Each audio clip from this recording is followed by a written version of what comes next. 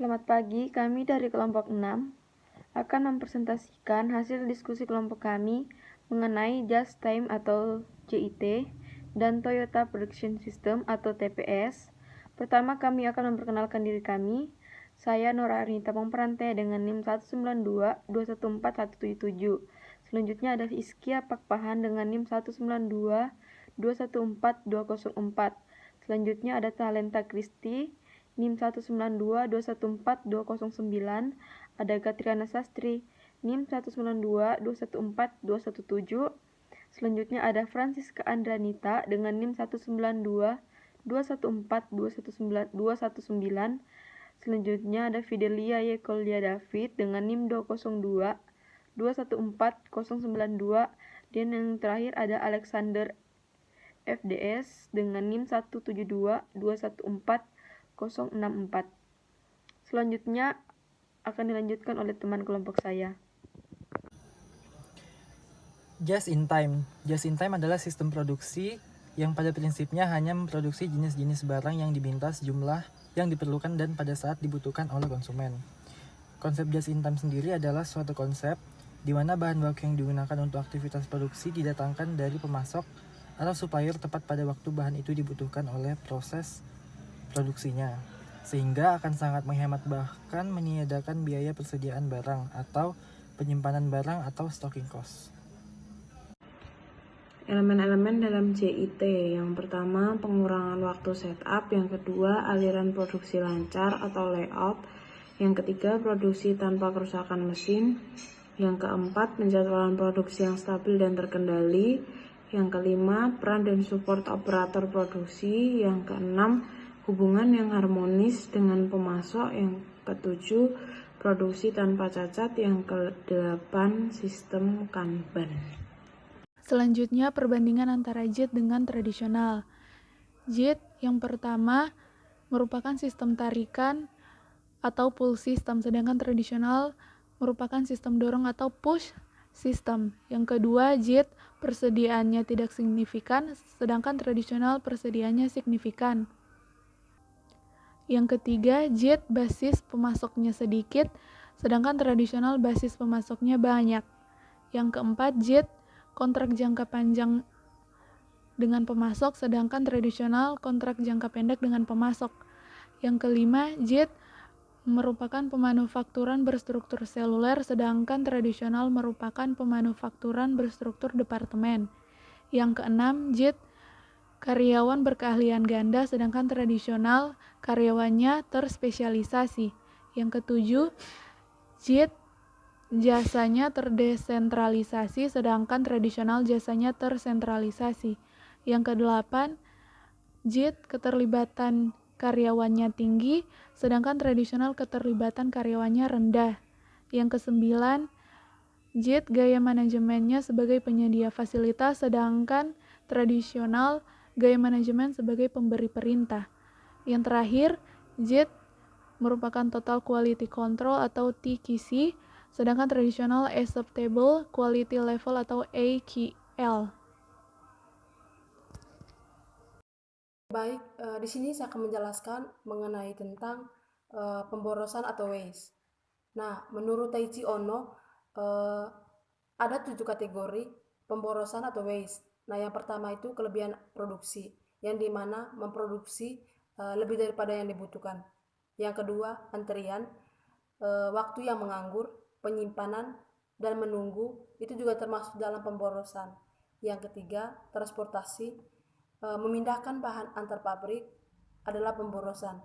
Yang keempat, persediaan material mentah yang tidak dibutuhkan, itu juga termasuk dalam pemborosan. Yang kelima, pergerakan, gerakan dari peralatan atau orang yang tidak menambahkan nilai adalah itu juga termasuk dalam pemborosan. Yang keenam, proses berlebih, pengerjaan yang tidak dilakukan pada produk yang tidak menambahkan nilai, itu juga termasuk dalam pemborosan. Nah, yang ketujuh, produk cacat, pengembalian, pengerjaan ulang, dan sisa. Yang berikut, pengurangan variabilitas. Nah, variabilitas ini merupakan sebuah penyimpanan yang berasal dari proses optimal yang mengantarkan produk sempurna dengan tepat waktu dan setiap saat. Semakin kecil variabilitas, maka semakin kecil pula kesia-siaan yang terjadi. Kebanyakan terjadi variabilitas karena perusahaan mentolerir kesia-siaan atau karena manajemen yang jelek, yang diantaranya dapat dirinci sebagai berikut. Yang pertama, karyawan, fasilitas, dan pemasok memproduksi produk yang tidak sesuai dengan standar, terlambat, atau jumlah yang tidak sesuai. Yang berikut atau yang kedua, gambar atau spesifikasi teknik yang tidak akurat. Yang ketiga, bagian produksi mencoba memproduksi sebelum spesifikasi lengkap. Yang keempat, permintaan pelanggan yang tidak diketahui. Selanjutnya, kemitraan JIT. JIT yang efektif harus didukung oleh kemitraan. Suatu JIT timbul ketika pemasok dan pembeli bekerja sama dengan komunikasi yang terbuka dan sasaran untuk mengurangi pemborosan dan biaya. Beberapa sasaran dari kemitraan JIT yaitu yang pertama, menghilangkan aktivitas yang tidak perlu. Yang kedua, menghilangkan perlunya penyimpanan persediaan di pabrik. Yang ketiga, menghilangkan persediaan dalam transit. Yang keempat, menghilangkan kualitas dan keandalan. Contoh perusahaan menggunakan JIT. Yang pertama Toyota Harley Davidson, yang kedua McDonald's, dan yang ketiga adalah Walmart Xerox. Selanjutnya, perhatian pemasok. Perhatian pemasok ada 5. Yang pertama diversifikasi, yang kedua penjadwalan, yang ketiga perubahan, yang keempat kualitas, dan yang kelima ukuran bot. Selanjutnya, tata letak JIT. Tata letak JIT yaitu pemindahan barang secara langsung ke tempat lokasi yang diperlukan. Manfaat dari tata letak JIT, yang pertama pengurangan jarak, yang kedua peningkatan fleksibilitas, yang ketiga dampak pada pekerja, dan yang keempat ruang dan persediaan yang berkurang. Selanjutnya saya akan menjelaskan mengenai tentang persediaan JIT. Nah, tujuan dari persediaan JIT ini ya, yang pertama mengurangi variabilitas, yang kedua mengurangi persediaan, yang ketiga mengurangi ukuran lot, yang keempat mengurangi biaya penyetelan. Nah, seperti teman-teman lihat di sini kami sudah mencantumkan sebuah gambar. Nah, yang dimana di sini inventory sama dengan lead time atau less in better. Yang kedua, inventory high this problem. Yang dimana ketika tingkat persediaannya semakin rendah, maka masalah terjadi sangat terlihat. Berikut penjadwalan JIT seperti sistem Kanban, yang dimana suatu sistem informasi yang secara harmonis dapat mengendalikan produk-produk yang diperlukan dalam jumlah yang diperlukan pada waktu yang diperlukan. Nah, dalam tiap proses manufacturing, ia juga bisa berada di antara perusahaan. Kelemahan dan keuntungan Kanban. Fungsi. Yang pertama, memberikan informasi pengambilan dan pengangkutan. Yang kedua, memberi informasi produksi. Yang ketiga, mencegah kelebihan produksi atau kelebihan pengangkutan. Yang keempat, berlaku sebagai perintah kerja yang ditempelkan langsung pada barang. Yang kelima, mencegah produk cacat dengan mengenali proses yang membuat cacat. Keuntungan. Kanban memberikan penekanan tambahan dalam pemenuhan jadwal, pengurangan waktu dan biaya penyetelan, serta penanganan bahan secara ekonomis. Sistem Kanban dapat mengurangi semua aspek negatif dari persediaan. Kelebihan dan kelemahan JIT. Kelebihan JIT antara lain, yang pertama, seluruh sistem yang ada dalam perusahaan dapat berjalan lebih efisien. Yang kedua, pabrik mengeluarkan biaya yang lebih sedikit untuk mempekerjakan para stafnya. Yang ketiga, barang produksi tidak harus selalu dicek, disimpan atau diretur kembali. Yang kelima, kertas kerja dapat lebih simpel. Yang keenam, penghematan yang telah dilakukan dapat digunakan untuk mendapat profit yang lebih tinggi, misalnya dengan mengadakan promosi tambahan. Kelemahan JIT. 1. 1. Toyota Production System atau TPS. Toyota merupakan sebuah merek otomotif terkenal dunia berasal dari Jepang dengan produk-produk otomotif yang berkualitas tinggi. Dalam melakukan produksinya, Toyota menggunakan sistem produksi yang dikenal dengan TPS atau Toyota Production System atau sistem produksi Toyota. Dalam TPS sendiri ada komponen-komponen.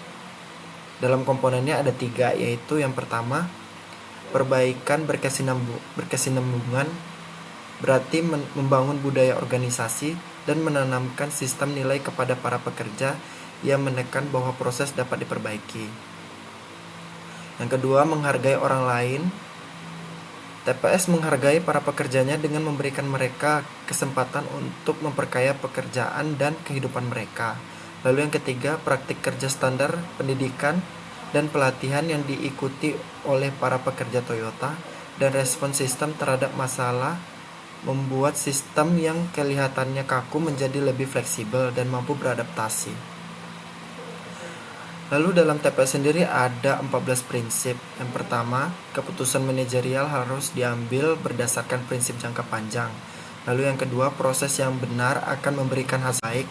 Lalu yang ketiga, menggunakan sistem tarik atau pull system untuk menghindari kelebihan produksi dan penumpukan inventory. Lalu yang keempat, ada retakan beban kerja. Yang kelima, berhentilah jika ada masalah. Lalu yang keenam, ada standar kerja merupakan fondasi yang menyokong improvement dan pemberdayaan karyawan. Lalu yang ketujuh, menggunakan visual control, pengendalian visual untuk menghindari luputnya masalah dari perhatian.